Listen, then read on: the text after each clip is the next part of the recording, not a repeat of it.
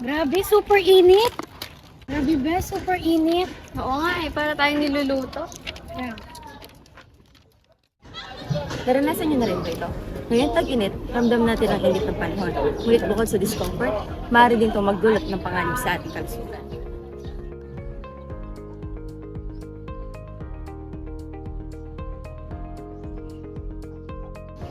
Ang heat index ang pinaghalong temperatura ng lamig at init.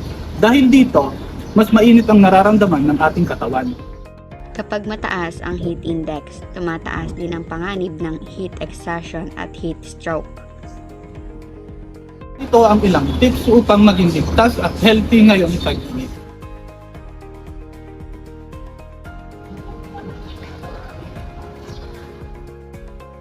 Uminom ng maraming tubig. Huwag nating hintayin na mahuwaw bago pa tayo uminom para manatiling hydrated ang ating mga katawan. Iwasan din ng sobrang matatamis na inumin, alak at sobrang kape dahil maaari itong magdulot ng dehydration.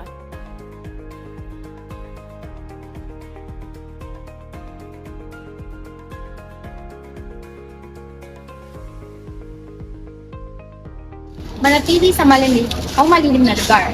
Kung maaari, manatili na lamang sa bahay, lalo na sa oras ng alas 10 ng umaga hanggang alas 4 dahil tirik ang araw.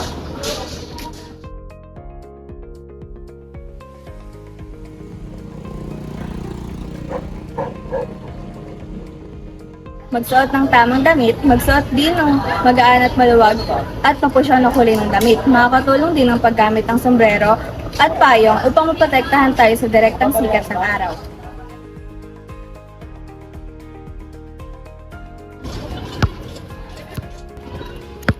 Ang init.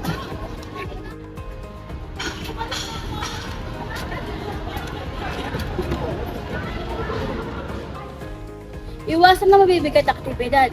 Iwasan na matinding physical activity sa ilalim ng araw. Kung kinakailangan, magpahinga na madalas at humanap ng malilim na lugar.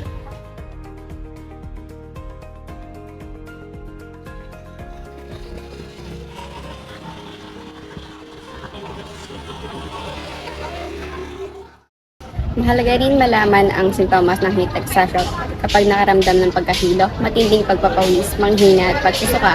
Maaring sintomas ito ng heat-related illness. Agad na lumipat sa malamig na lugar, uminom ng tubig at humingi ng tulong kung kinakailangan.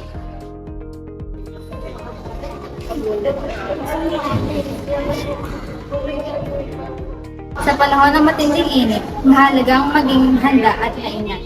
Tandaan, mahalagang uminom ng maraming tubig, magpahinga at protektahan ang sarili laban sa init.